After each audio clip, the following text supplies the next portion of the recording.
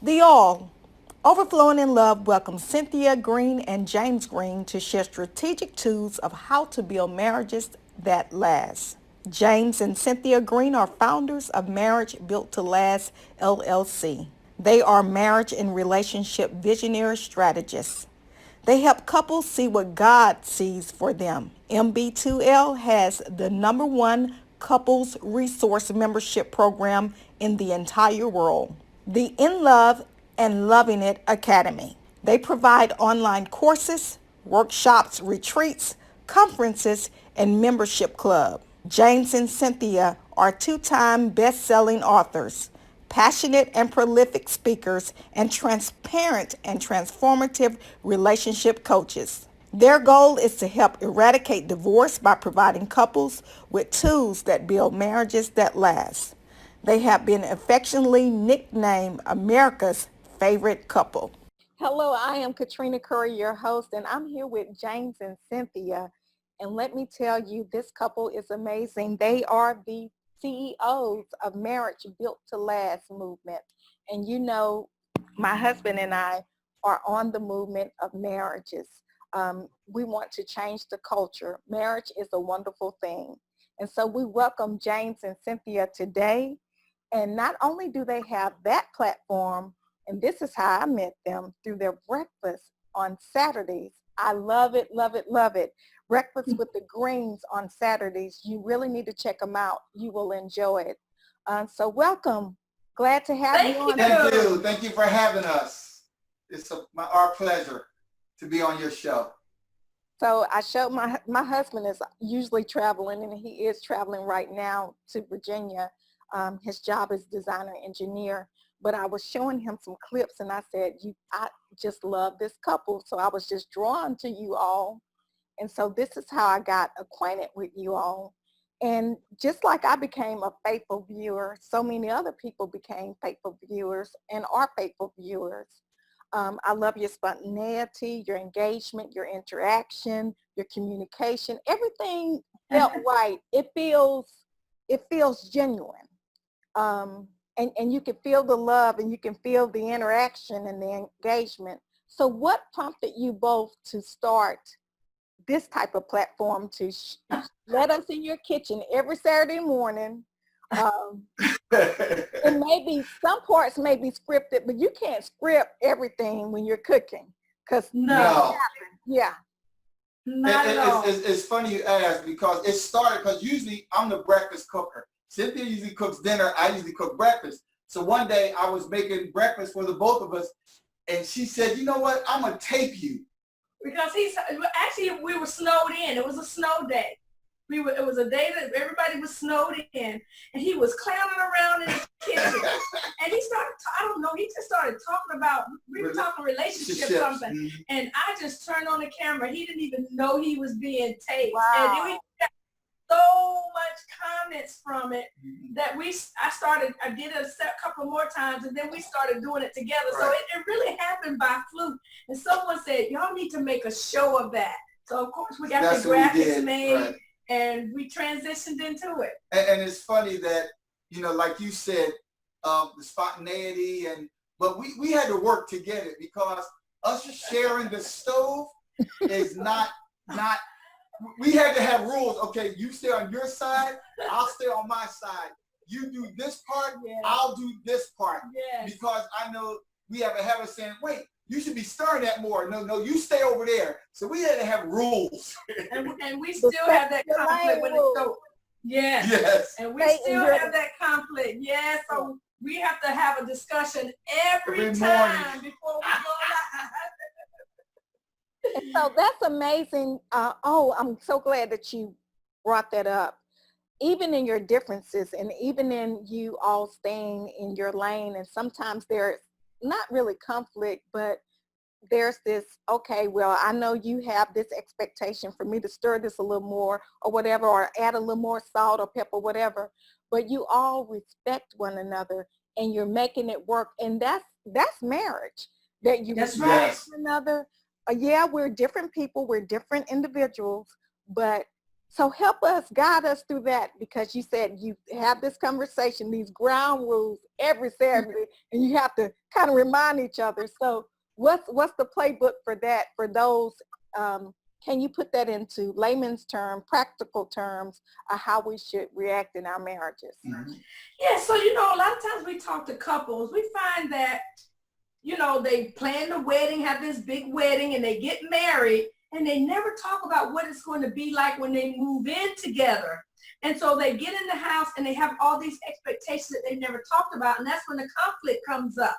There is nothing wrong with sitting down and say, okay, I'm good at vacuuming. I'll do the vacuuming. You do the laundry, because I'm terrible at laundry. But sometimes either the husband just expects the wife to do all the household work, and she might expect him to just do certain things, but they don't really have a conversation about it. If you have a conversation about every little responsibility and duty that needs to go on in your home, your life will be so much more smoother. So we learned early on, James is excellent at cooking breakfast, but please don't ask him to cook dinner.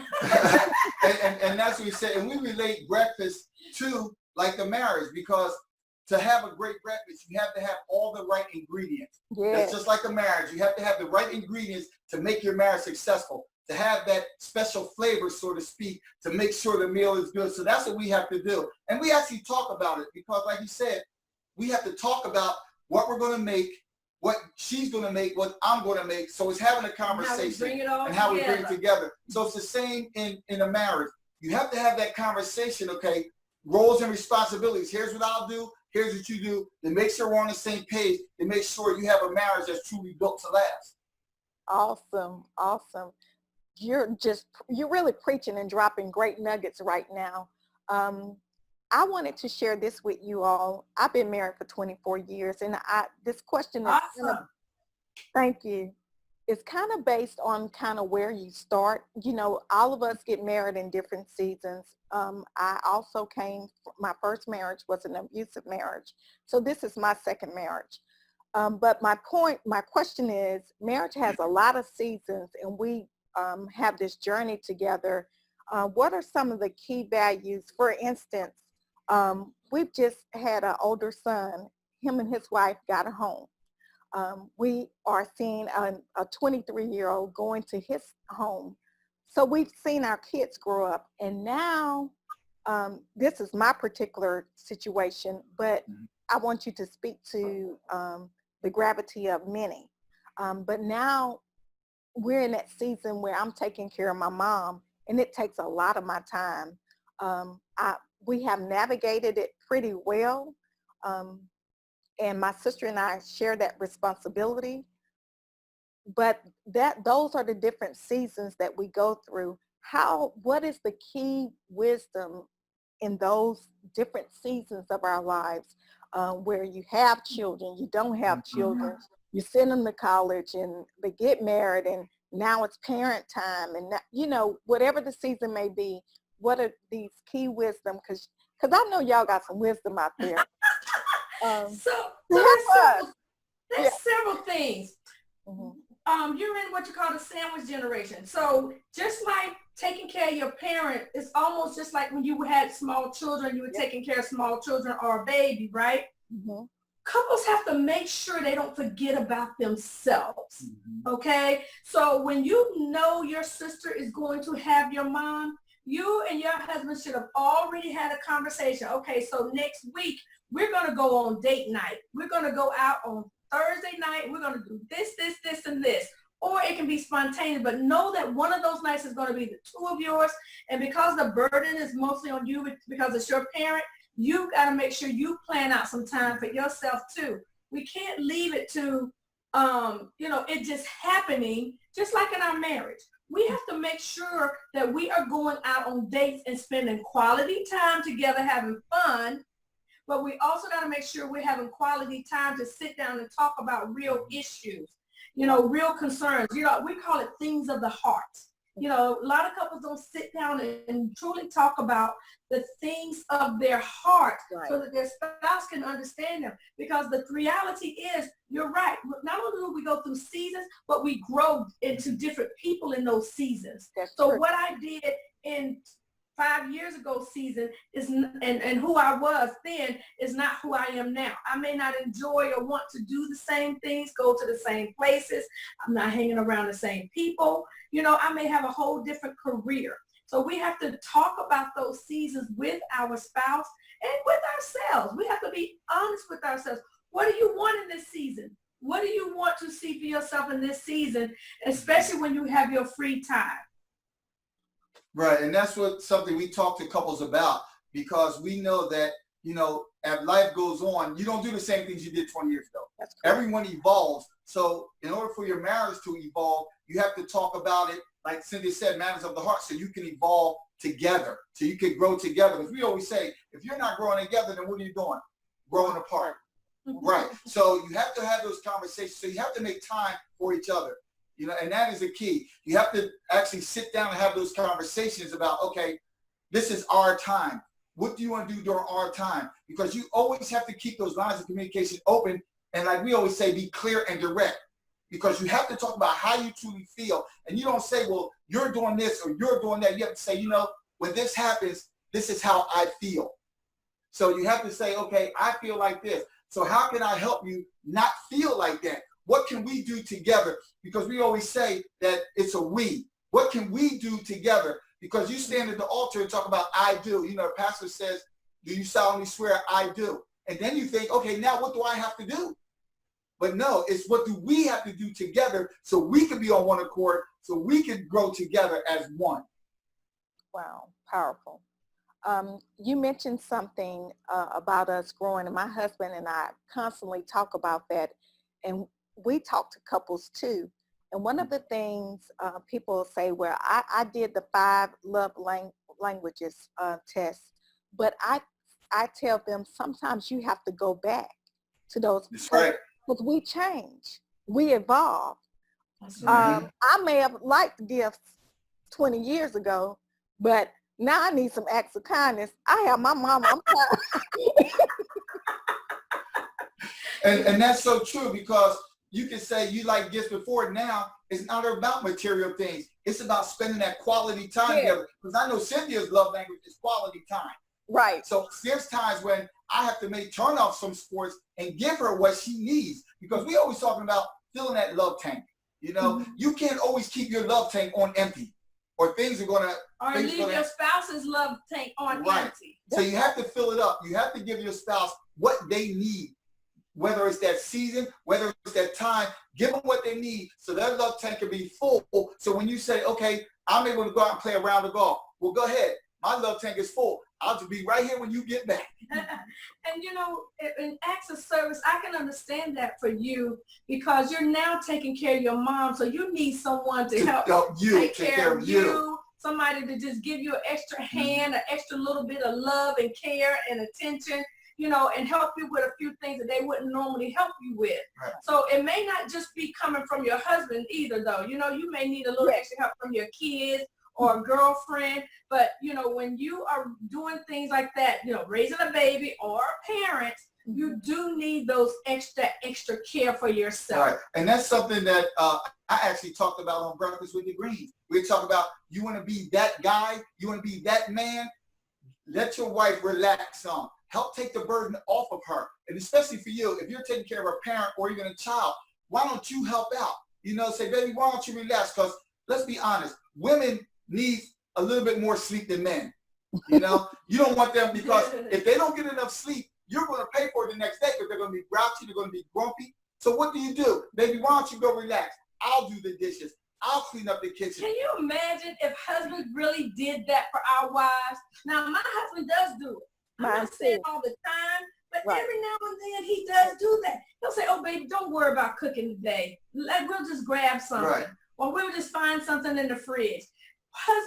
We spouses need to really pay attention to their spouse and give them what they, not only what they need, but what they think they need sometimes, just help them out more. And that blessed me. Y'all almost brought me to tears, because it brought something really fresh that my husband did recently. I was sick, and you know how women, once we feel a little bit better, we want to take on the world. And he said, no, I want you to truly relax. I want you to take care of yourself. And I didn't, I was like, okay, I feel better. He's like, that's not the point. And then so that whole day, it was, I read some things, I relaxed, I read, and I didn't know how much I needed it. So I was truly blessed that he recognized something that I didn't even realize.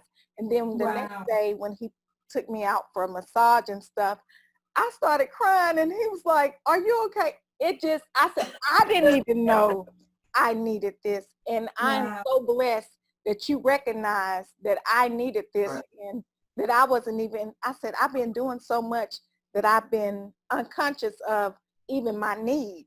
And so I thought that was wise insight on his behalf.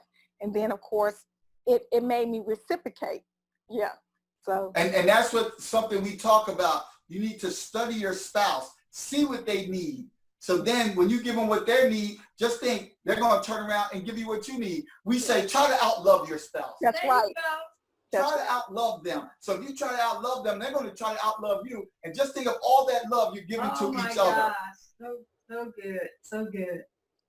You also said something that really sparked, piqued my interest when you kept saying we. Once you say I do, then you want to know what do I do? But you made a point of saying what is it that we need to do? And I had a couple on a few months back, and they went through some tumultuous issues. And in that situation, she came and said, where did we go wrong? And I thought that was powerful because she could have easily said, no, you did this.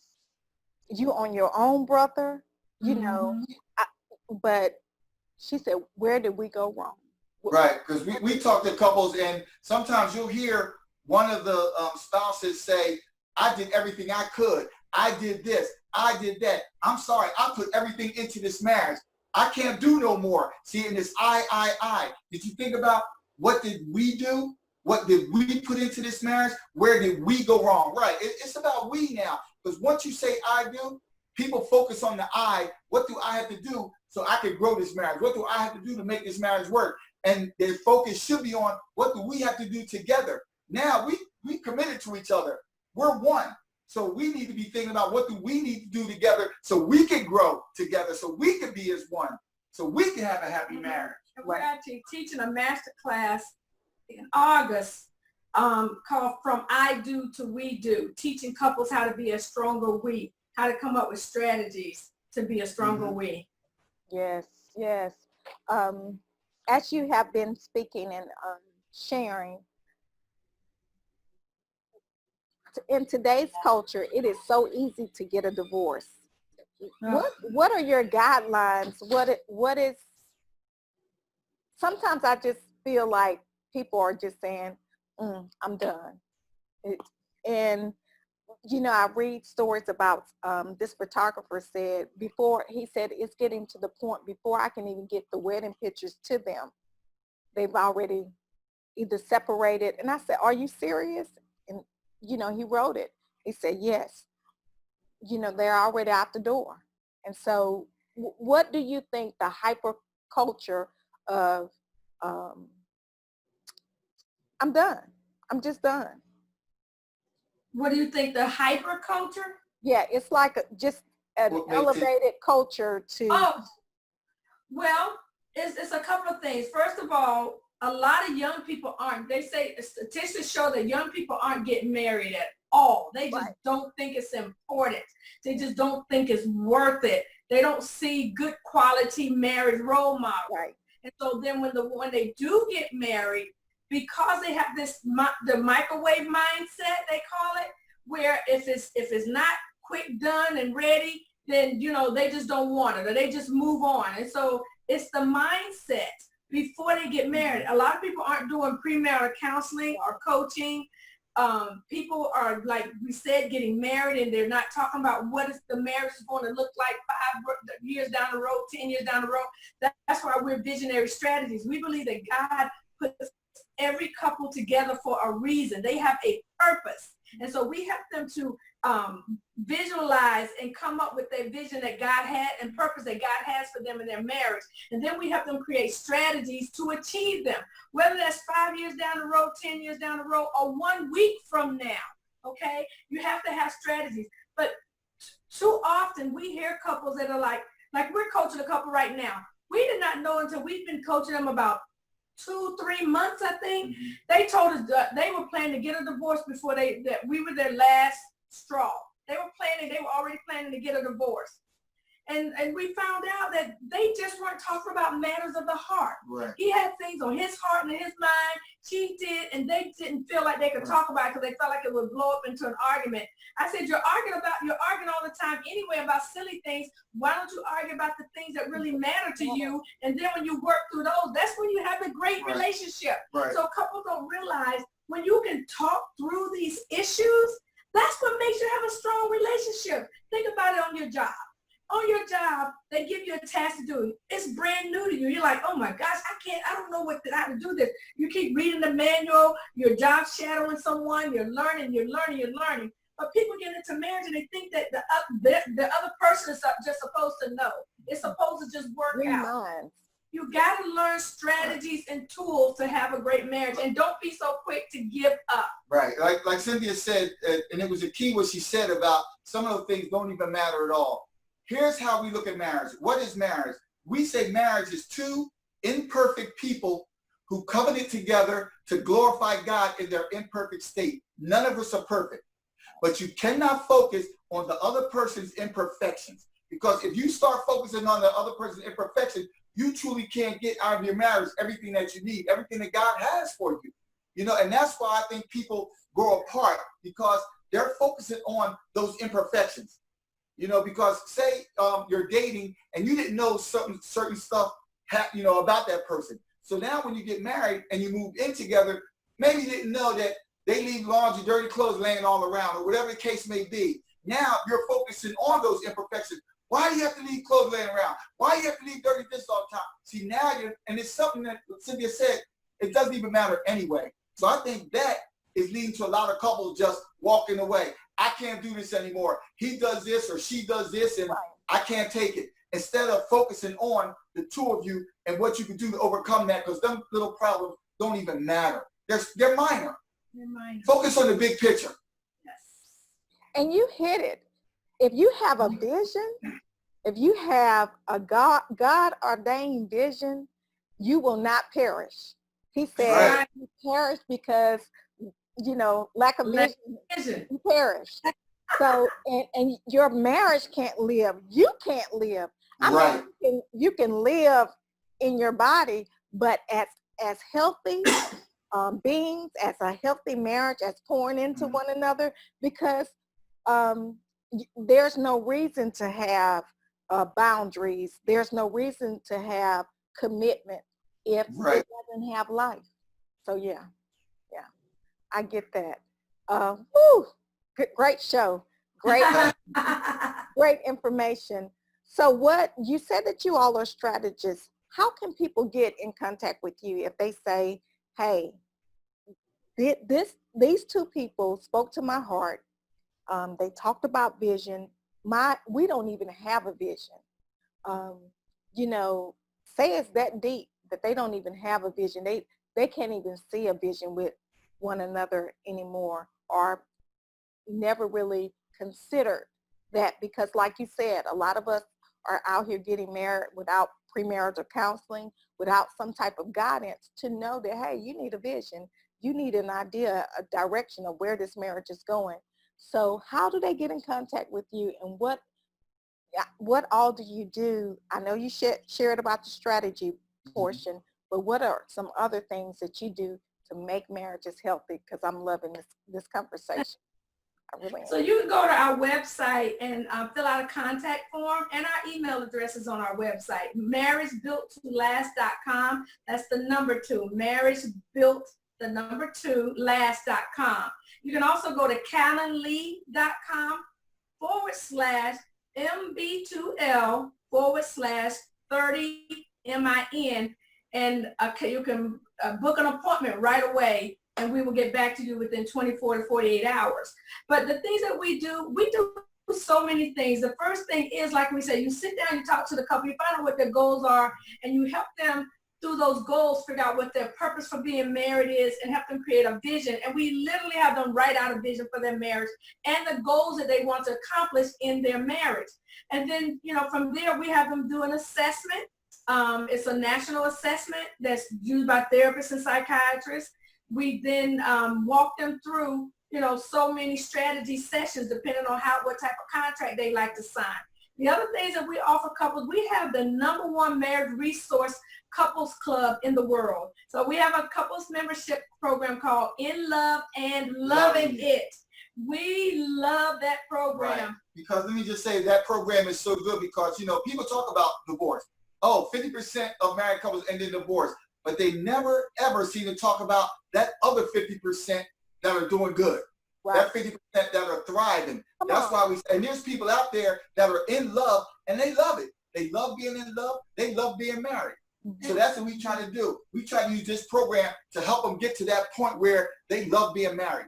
And we have a lot of couples in the program who are in love and love being married. And so it's a happy place to be. Right. But you still get wonderful so you still get the tools in that program to help you get to that happy place in your marriage. Yes, and it's phenomenal. Can we get couples telling us how wonderful they love the program? Because people, and we also talk about stages of marriage. Because when couples get married, they're in that honeymoon stage. But once that honeymoon stage wears off, then what? Yes. We help them get through that point so they can be in the stage, say that maybe you and your husband at, or we're at, that synergy stage where you're doing everything together. You're truly at that we stage of your marriage. Yes. So when we talk about we and moving forward in marriages, we also have to talk about those difficult things. What are the strategies that you help to heal marriages? Because like you said, some people don't have those tools. They hadn't seen it. They hadn't seen the value of, they want their marriage to work, but they just don't simply have the tools and strategies, and they've done everything to sabotage it. So how do you help those heal their marriages? Well, like we said, we take them through a process. So that first process, like we said, is helping them create vision, helping them create goals. And when they create those goals, we help them create a strategy for each and every goal that we walk them through specific steps to accomplish those goals. We give them assignments. We call it homework or assignments. And honestly, if you don't do your assignments, we can't meet at that next appointment.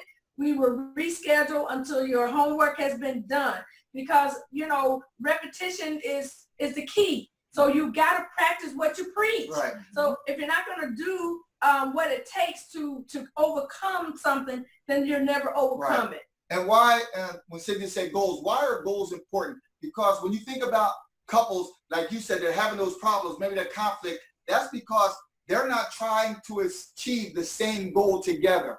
The husband may have one goal, the wife may have a different goal, and now they're working against each other. That's why when you said when couples are struggling, maybe that conflict they're having, that's because they're trying not to do the goals together. That's why we help couples achieve those goals together, because we write down, say, the husband's goals and the wife's goals, then the goals together, find what's in common and help them to achieve that. What that does is bring them together to work to achieve that one goal that they both want, instead of working apart and working against each other. And become a stronger we. Awesome. So we're going to conclude and round down. Just tell us, you've told us a part of your handles, where to reach you. We know that it's Marriage to Build to Last. Also, we know about the Breakfast with the Greenes on Saturdays. Any other information that you want to share? Your YouTube handles, your Instagram, everything, Facebook. Now is your opportunity. Yes, so we have a digital university where we have online courses. You can find the link on our website.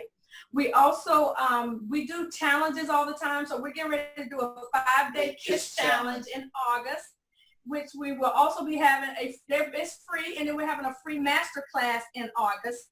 And we told you about our couples membership club. And then we also, every now and then, we'll do an online webinar. So, and we have a podcast too called Pillow Talk Lounge with James and Cynthia. That's on Tuesday nights at 8 once a month. And so we have a plethora of things we've done. We're Marriage Built to Last on all social media. We have the same name across all social media, Marriage Built to Last with the number 2 on Instagram, Pinterest, YouTube. We have some really funny videos on YouTube. Someone going to go in and watch our What Would You Do series. So those are the different things that we do. So, and then normally when it's not COVID, we do have, live workshops, conferences, retreats, all of those things. So we're full-fledged relationship business. One thing that I love, there are several things that I love about you all, but when I connected with you all, I just felt a spirit where you could be safe. Yes. And when I have joined the membership where I'm waiting for my approval, but and I did it just before, so just before the interview.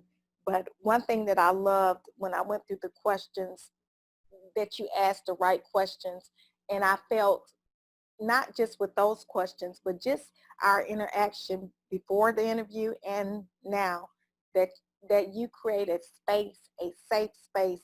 And I think that's what a lot of marriages need nowadays. Can you touch on that, of being that safe space for those who are seeking help? Because one thing we let couples know, we're very transparent. If there's a question that you have, if we have experienced it, we will share it. Nothing about our life is a secret. So, you said a second marriage, we both are second marriages. But we don't say this is our second marriage. We always say this is our final marriage. Yeah, that's right. Yes. But so we let couples know that we're very transparent, and we also this is a safe space. Whatever you say stays between. It's confidential. It's confidential. Stays between the 4 of us, and we want them to know they can be their authentic self. Be honest. We can't help you if you can't be honest and tell us what's really going on with you. And so we try to create that safe space for them by being our authentic self and sharing our stories. Because we're also, not only our final marriage, we're a blended family. So we help a lot of couples who are struggling with blended family, because blended family is becoming the #1 type of family there is. So we definitely help couples with blended family, because trust me, whether the age is teenager or whether they're a toddler, it's always going to be a struggle to blend your family together. Because not only we have 4 adult children, don't forget the adult children. But not only are you blending your family, you're blending your in-laws, you're blending your extended family. So we also help couples with that also. Awesome, awesome. We have enjoyed our time with you here on The All. So we just thank you once again for coming by. And I am so glad that you accepted the invitation. And I look forward to seeing all the things that God has you to do on all of your platforms. And I am joining, so I'll be a part of that as well.